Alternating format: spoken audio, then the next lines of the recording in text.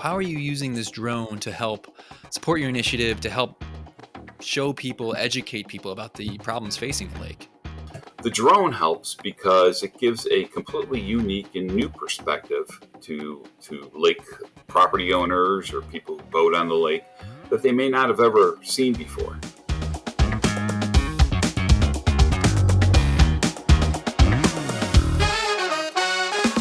Hello and welcome back to another episode of Your Drone Questions Answered. I'm John Dickow, here to answer your drone questions or find the right person who can. Today we're answering the question, how are drones used to support environmental initiatives? I know environmental initiatives are kind of a broad topic and there's all kinds of them out there. And so today we're just going to focus on one. I've got Glenn Dickow with me today. And yes, this is my dad, if you're wondering. But hey, it's Father's Day. So we'll call this the Father's Day episode. Thanks for coming on, Dad. No problem. Glad to be here. So you are a citizen member of the Town of Delavan Lake Committee. Now that's in southern Wisconsin. You're also a lake quality advocate and run the website delavanlakequality.com. So can you just tell me a little bit about your initiative, what you're doing for Delavan Lake, what your mission is? We have a place up at Lake Delavan. Love the lake. Spent my most of my life going on that lake for various reasons, enjoying that lake, and became attached to it when it became clear to me that there were issues associated with the lake and its water quality. How we measure water quality is really based on just a couple of measurements. One simple one is, can you look into the water and how far down in the water can you see? They use a special disc called a Secchi disc to measure that, and they measure it in meters. The second, and probably the most important, is the amount of phosphorus that comes in the lake. And that comes in from the surrounding area, and typically it's from the surrounding farmland. But we need to restrict that, because if we don't, it comes into the lake and it creates and promotes plant growth, which drives a lot of plants growing in the lake, which creates a lot of chlorophyll, which makes the lake green. You might see this in ponds that you pass on the highway. And eventually what can happen is you get an umbrella effect where the top of the lake becomes so dense, the bottom of the lake dies, and the fish die, and the lake dies. So you really need to be careful to make sure that you're watching that a level of phosphorus coming in and keeping the lake healthy. I cared about that, so I wanted to get involved, and I created a website. And my goal is to inform other people like me that love the lake. So where does the drone come into play here? How are you using this drone to help support your initiative, to help show people, educate people about the problems facing the lake? The drone helps because it gives a completely unique and new perspective to lake property owners or people who boat on the lake that they may not have ever seen before. Interesting. And so you've got some drone footage here that you've sent along to kind of help us show it. And we've got our video viewers will get a good look at this, but let's describe it a little bit for our audio viewers as well. You've got some really nice, just big shots of the lake itself, but also you seem to be, it lets you kind of map out a little bit of almost the journey of this runoff going from the farms to the ponds, then into the lake. Yeah, exactly. The lake is basically a drainage lake. All the water that's in the lake came from somewhere else, not a spring. So one of the most significant areas it comes from is from Jackson Creek, which is northeast of the pond, or northeast of the lake, rather, which is a tributary that goes right through a bunch of farmland. Most of that phosphorus comes from that tributary in through the inlet. And so back when you mentioned the restoration of the lake at the beginning of the 90s, they built ponds there to essentially let the water through Jackson Creek kind of meander a bit and let the phosphorus-laden sediment settle before it gets to the lake. And, although you can create that situation, create that filter, you have to maintain that filter. And it was designed to be redredged or cleaned out. Those ponds were to be cleaned out or dredged every 3 to 5 years. And so what I wanted to show folks was not take it from their perspective back. So here's the lake. We all know the lake. Here's the inlet. We're somewhat familiar with that. Where do the ponds exist? How do we clean those? So the dredging. And the dredging creates a slurry, which is really a mixture of water and the sediment that has all the phosphorus in it. It gets pumped to a section. It gets dried out. The clean water goes back to the lake. And that sediment that has all of that phosphorus in it eventually dries out. And we can give that back to the farmers. They can put that back on their fields. Okay, and so that's like the solution. That's ultimately the solution to the problem. And you've actually recently, maybe within the last year, have actually secured that initiative, right? I mean, they're dredging the ponds now, and that has to do with folks caring enough to spend the money to get that project underway. So that kind of led into the advocacy, which led into the website, and eventually we got enough people involved, enough people actively interested to push the project forward. And so it's going now and should be completed by this fall. That's awesome. That's great. Can I ask what drone are you using? What model drone do you use to take these shots? Yeah, well, I'm really proud. I just got it recently. I am a novice. I got the DJI Mini 3 Pro.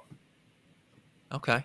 And how do you like it? I mean, are there any specific features that you find kind of useful as you're doing this? Well, as I said, I am a novice, and so it is incredibly easy to use. I know a little bit about technology, but was completely terrified about getting into the whole drone thing, and found it to be a lot easier than I thought it was going to be. Yes, there's a couple of features again, so you can get a drone up in the air and you can fly it safely. But then there was the whole cinematic, picture taking aspect of it, which was also new to me. And the drone had some very easy to use, nice features like a point of interest and tracking features, which I found, so intuitive, easy to use that kind of made me look better than probably I should have. Well, that's not a bad thing. I mean, I've been out there a couple times with you, and I mean, first of all, it's the terrifying aspect of it, of being a new novice drone pilot. We've heard that before, here on Your Drone Questions Answered, where everyone's afraid to crash their drone. It's an expensive piece of equipment, but people say consistently that you just got to do it. You just got to try it and be willing to make mistakes. And yes, hopefully you don't crash your drone into the lake and lose it forever. But little things might go wrong, but you learn from those as well. And so I know when we were out there, there were sort of just some built-in safety features, like running out of batteries, it would send it home, exactly to the spot where you launched it from. That was really cool. Yes, very cool. I think that was my biggest fear, is that something would happen. I wasn't watching. And, I would participate in the crashing of it without actually crashing it. I was just so pleased that in two occasions, one, because, the battery was going low, and a second occasion because it was going away, and I honestly couldn't see it anymore. Just hit the home button. It came right back to me. No problem. Yep. It takes a lot of the worry out. It sure does. And so, that's awesome. So what would be next, I think, for you? I mean, in terms of you've kind of, this has all kind of happened organically for you, where you had an initiative that you saw the drone as a useful tool. Are you taking any other new steps in terms of your drone piloting, or maybe with the lake initiative itself? I have to tell you that I have signed up for a course. I do want to take the course to become certified. I think that's important. Not only in the up at the lake, there's a private airport. Where I live, there's a private airport. I'm very concerned that I'm flying the drone safely. So I'm going to take that and I'm going to prepare through Drone Academy, believe it or not. And I'm really excited about that. I really am. A little bit excited also about doing some other things with the drone that I haven't had a chance to do yet with the family. But as far as the science in the lake is concerned, There are the ponds is one section, but there are many, many other sections of the lake. And I look forward to taking the opportunity to fly over those sections, create informational videos for lake lovers and stakeholders, and put those on my website as well. Excellent.